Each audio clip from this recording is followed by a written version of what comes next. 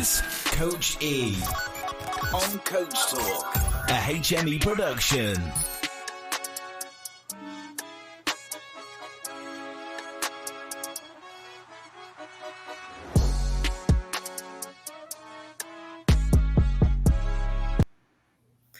Hi, everyone, and welcome to this week's episode of Coach Talk. I am your host, Coach E. I am so excited to be with you again this week. Look, a couple of weeks ago, we started talking about, before the holiday, we started talking about how to scale our businesses and the different financial ways that people use to scale their business, right? And so we talked about there were I think it was 4 key areas that I wanted to kind of dive in on. And those 4 key areas was bootstrapping. Look, today has been a day, okay? So I was about to say bootlegging, but that is not it, y'all. It is bootstrapping. Look, I'm gonna take a moment. I want you all to kind of be a part of Coach E's moment here. I woke up. So there's some things that I do in the morning when I wake up, right? And one of my regiments is I listen to the word of the Lord. I gotta hear word, and then I go into prayer and I have my prayer moment. And God reminded me of a message that he gave me about a month ago about gratitude, having gratitude, being grateful, and how important gratitude is, right? And so I'm listening to Pastor Mike Jones. He's one of my favorite pastors. And I was listening to him outside of my actual pastor. I love her too, Apostle Ezrian Jackson of AKI Ministries. Yes, we love her. So profound. She's such a profound speaker and pastor. But I don't want to derail us, but I was listening to Pastor Mike Jones, and he was talking about gratitude this morning. And so I went into my whole regimen. I don't even want to call it a regimen. The word just took me there. Okay. So my house knows that when the Lord takes me there, just let it be. There's going to be a lot of tongue talking. There's going to be some crying. If you in my way, you might get hands laid. God is going to have his way up in my house. So the whole house gets quiet and lets me have my moment. I'm just so excited, right? I go outside, and as I go outside, lo and behold, my tire is flat on the way to try to get to the studio. And I'm just like, So I could not lose my word. That is something that my pastor had been speaking on, the soil of your soil. And so what is choking up the word, or why does the word not stick? So I remembered that, and I said, Lord, one of the things that was talked about is how we allow life's issues to choke up the word, or it just can't take root. So I looked at that tire and I was like, you know what? I'm not going to go back to negative talking, because God is real and he is awesome. And no matter what circumstance I may face, because guess what, y'all? We all are going to face something.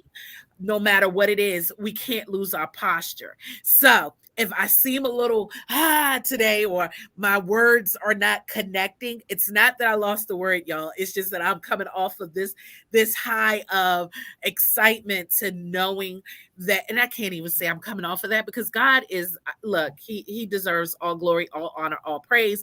But I'm just trying to bring it in just a little bit so that we can get through this interview, because look, Miss Veronica Black is who we have on the show today, and she's going to talk about grants, how you can use grant money to scale your business. So a couple of weeks ago, we had a big, 3 weeks ago, actually, we talked about the core ways that people fund or scale their business. And one of the ways is bootstrapping. Another way was through loans, and we had our guy come on to talk about SBA loans and how you can use SBA loans and other loans, alternative loans, to be able to have the monies needed to scale your business. And of course, grants is another way. And then we'll talk about investors on another segment.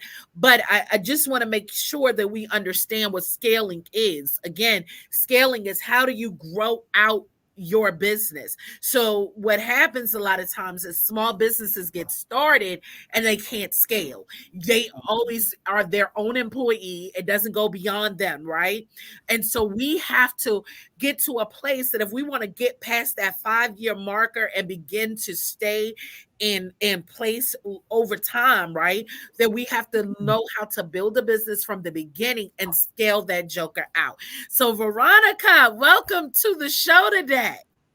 Hello. Hello, Coach E. How are you today? I am doing great, fabulous, wonderful, fantastic. Great. I love the energy.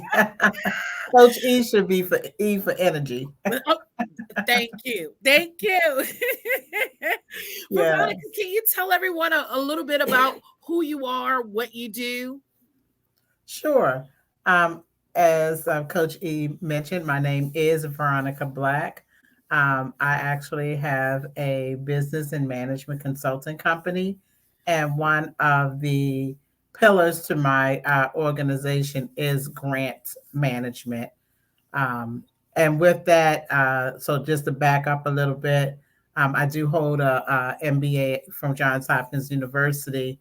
And during my tenure at Johns Hopkins, I actually started out early, learning how to write grants from some of the world's renowned researchers that came out of Johns Hopkins. And so my playing field was actually the real playing field of individuals who were seeking multi-million dollars to support their medical research efforts. And so um, that started early in my career. And so I have over 30 years of working in the grant space, and the difference, the benefit that people get when they work with me is not only um, am I a grant writer, I know the full cycle of grants, and so I have experience in actually writing RFPs, writing the grants, managing the grants, and doing the closeout report, and also serving as an evaluator on grant opportunities. So I worked at Johns Hopkins for almost 20 something years, and then 13 years with the Maryland Department of Health, and where I was overseeing a multi-million dollar project where hospitals and other healthcare entities were submitting applications to our office, where I served, of course, as the approver and the one to say, yes, you can get the money, or no, you can't. So that's my quick and dirty overview of my experience in the grant world. Wow. So you are a wealth of knowledge when it comes to grants. So here's the $1 million question, because I want to say that there's a lot of myths out here concerning grants and Mhm. for-profit businesses. Is it true? Is it true? Can for-profit businesses qualify for grants? Yes, so it is true.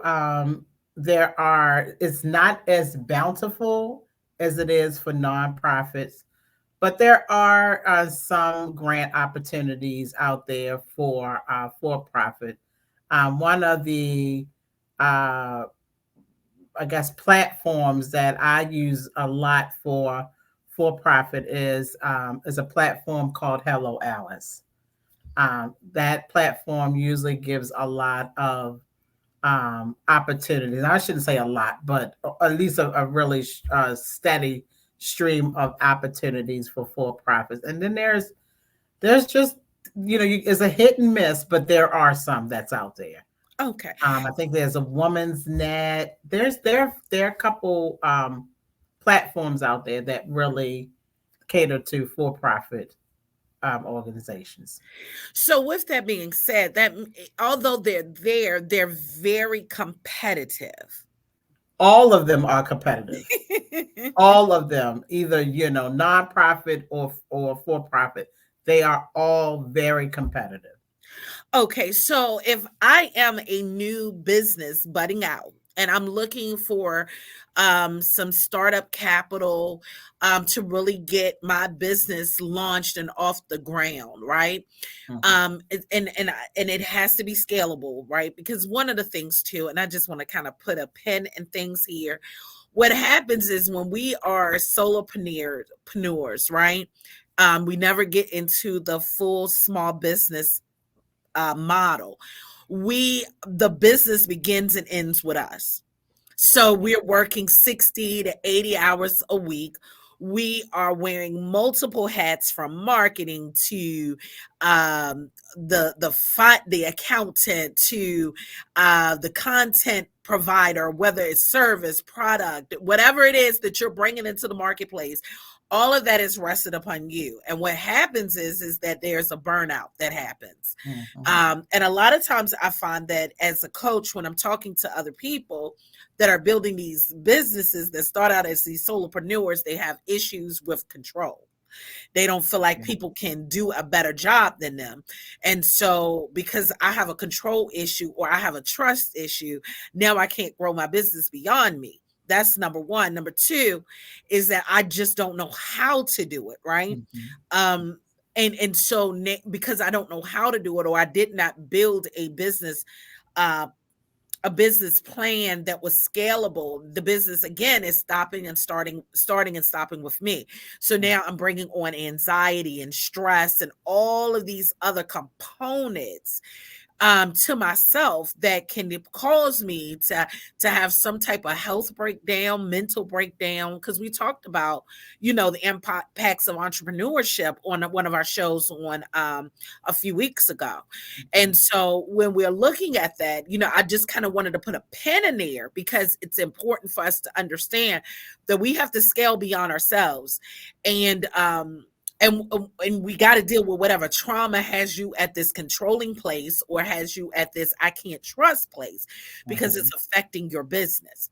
Now, let's go back over to you, Veronica. That was a tip from coaching. So, That was a tip. Okay. so Veronica, when we Thanks for talk about is what can what it, being that it's a very competitive industry, right? When you're going after grants, especially as a newbie coming out the gate with my own business, what kind of things should I be considering putting in place in order to make myself look better? I know that each grant has its own prospectus of things that it looks for, but there's some key foundational things that we as business owners should look to have as a part of our overall plan. Is that correct? Yeah, so there are, one of the things that I have been doing is really having is I do this grant readiness masterclass because everybody talks about the grants out there, but the first thing is, are you grant ready? So you really have to be grant ready, and I'm going to just kind of stick per se to really the nonprofit organizations, and I might intertwine. But there are some really key things, especially I'm going to talk about nonprofits first. So in the nonprofit space, the things that you really have to make sure that you have in place is, of course, you need to make sure that you have your 501c3 determination letter. Need to make sure that you have an established and active board. People they get the nonprofit, and then they put people on paper, but the board is really not active in governing the organization. So you need to make sure that that is in place. You need to make sure that you have a clear mission statement, and then that you have your bio of the leadership team. And then you talked about the business plans, but sometimes in nonprofit world, they call it strategic plan. So you need to make sure that that is in place. And you need to make sure that you have a good financial tracking system in place. So you need to have a system in place to monitor your progress, your financial progress, and your programmatic progress. So those things really need to be in place. And so in addition to that, you need to know, have an operating budget, because people go and seek for these grants, but when I ask them, well, what are you going to use it for? And they can't even give me a clear uh, description of what they're going to use it for. So I always say you need to know where, how much it's going to cost in order for you to operate your business. So that way you know that when you go to apply for grants, you know what components or what areas in that business that you need assistance for. Because just to say I need money, that is not enough. You have to be very specific on what you need the money for. And then I think that is an issue. I think across the board, especially for newer businesses, understanding the budget, understanding Mhm. why. I mean, because there's a projected budget, but then there's your actual budget. So you gotta understand there's some things going on. I think on one of the shows. That led us up to how we're breaking it down on scaling. We even talked about not just having a budget in place, but I lost my thought that fast. That's crazy. I don't do that often. So, but yeah, we'll it'll come back You to come me. back. I Okay. guess I'm showing my 48 today. Okay, I've been there years ago, but I'm past that. But anyway, keep on. You wait till you get to 50 something. Okay. Oh gosh, knowing their numbers, you got to know your numbers, Knowing your numbers. and profit. There's a difference between generating revenue and being profitable. You Absolutely. know, and so I think as new businesses, everybody thinks, well, I have revenue, I'm profitable. You're it's yeah, it takes a little bit of time. And so Yes, I'm happy you brought up the budget, having an operational budget. And even within the nonprofit, because I did start a nonprofit, I do run one. But sometimes you're breaking it down for projects as well, not just for the overall company. Your project has absolutely. its own budget. And Yes, so sometimes you have to write just for a specific project. Um, and then some of these projects have collaborative people that are collaborating with you that may not necessarily be nonprofits. They are for profits that are collaborating. So you have to really pull that thing together. You have to know what you're trying to accomplish, where you're trying to go, and how much it's going to cost you to get there. and absolutely. and, and then the last thing is that what kind of success you expect to see, because that's the other part. They don't want to know, oh, you have a great idea. They want to know, look, are we going to see some success, and what kind of Mhm. success are you anticipating seeing, and how is it impacting not just your organization, but the community and what you're bringing it into. So I'm Absolutely. stop there for a second. I'm gonna give you an opportunity to kind of piggyback on that. So yes, and I'm glad you talked about the overall program budget versus a project, a specific project, because if depending on how the size of your nonprofit, you may have different projects or programs within your overall organizational mission and vision. And so being able to compartmentalize those things so that when you do go and uh, seek grant funding, it's easier if you can really compartmentalize your projects as you're moving forward. And I also want to just say, even when you are seeking grant funding, you have to be careful and very selective and intentional, I should say, intentional on who you're targeting to get money from, because you need to make sure that your mission matches their mission. So if you are doing something in human services, don't be trying to go to someone who does technological things, because that's a mismatch. So you need to know, um, you need to do your homework on the organizations that you're trying to seek funding from, because they're going to do homework on you. So you need to make sure that you do your homework on those organizations, just to make sure that their mission and your mission is in alignment. Absolutely.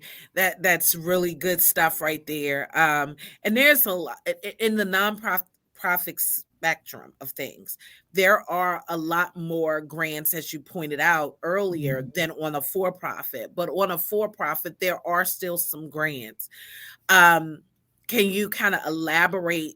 I know we talked about some of the key things for a nonprofit. Can you elaborate on a few of the key things that a for profit should keep in mind Mhm. when they are going for some of these grant opportunities?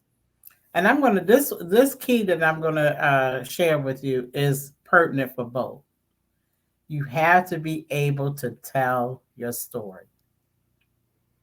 It is your story, and your story has to be so compelling that someone will be willing to say, I'm opening up my checkbook and I'm writing your check, and go forward and do what you need to do. So let's stop there for a second. Mhm. Because telling your story, I think sometimes people kind of struggle with telling their story because some of our stories are not pretty stories, Mhm. right? But it's the foundation in which some of these businesses were derived on. So Absolutely. so what I'm hearing you say is that if especially on a nonprofit, well, really on both ends. I mean, because God can have you start a business either for profit or nonprofit, and let's just kind of clear this up. Being a nonprofit does not mean you don't make any money. A, Absolutely. a non Bingo. right? Can you please elaborate for our listeners and our viewers, because I want to make sure that we understand that you're not in this to not make any money. Absolutely. Yes. So even with as a nonprofit, some people feel like have this misconception that you can't charge, and that they don't make money. But if you're doing your homework, and if you see how some of these CEOs of nonprofits, what their salaries look like, then you would reconsider what you say out of your mouth. So nonprofits can indeed make money. They just can't show a profit at the end of their fiscal period. So whatever you make, it has to be invested back into the business. But with that being said, if you're not paying yourself, then that's your opportunity to make sure that you get a salary, so that whatever that money you collect, that you're first is you're taking care of your mission and your vision, and what have you.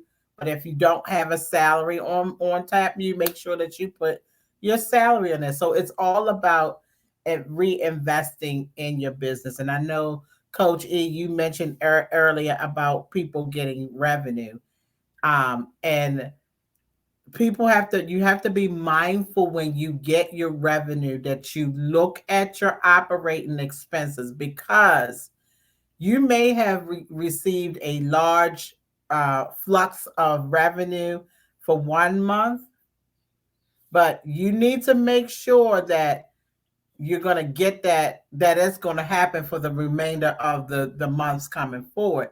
If not, you need again to learn how to budget the money that you receive, so that it can spread and cover your expenses in the future.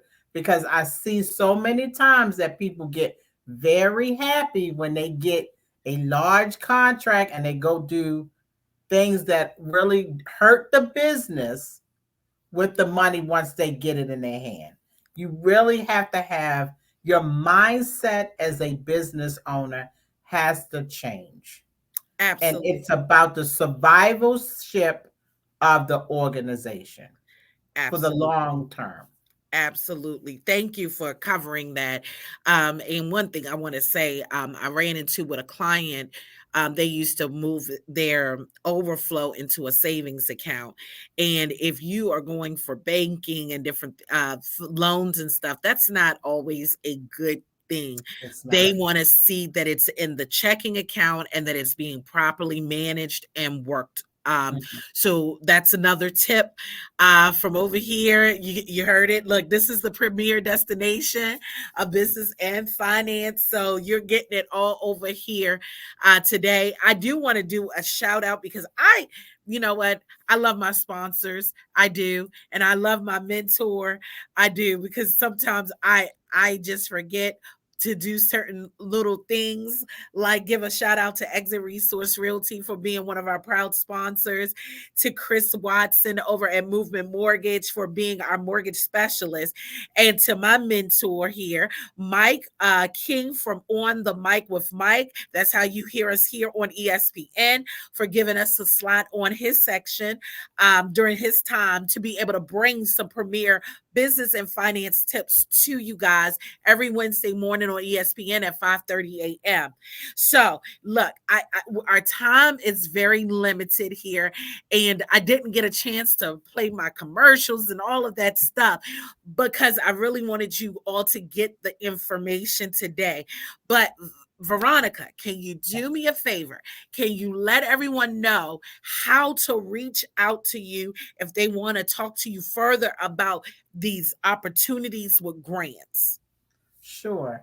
I can be reached at veronica.black at E50Solutions.com. That is Veronica, VERONICA.BLACK as in the color, at the letter E as in Coach E, 50 Solutions, SOLUTIONS.com. Or I have a website, and it is E50 Solutions. Or you can reach me on Facebook at my personal page, which is Veronica Black, or E50 actually has its own web page, which is E50 Solutions. Don't forget the S at the end. All right. Well, thank you, Ms. Black, for coming on and talking with us today. And hopefully we can have you on again. We will have some other events coming up here soon that I would love for you to be a part of as well. As usual. One last thing. I am having a grant readiness workshop. If you're interested, as a grant readiness masterclass. You can contact me about more about that information. It is going to be January 29th at 6:30, and it is a virtual event. So it is a grant readiness masterclass, January 29th at 6:30. All right. Thank you, everyone. Make sure you reach out to Miss Veronica Black so you can get some more information on grants. This is Coach E. We are wrapping up another segment of Coach Talk. Love you guys, and we'll see each other next week. Be blessed and stay productive. Thank you, Coach E. You're welcome.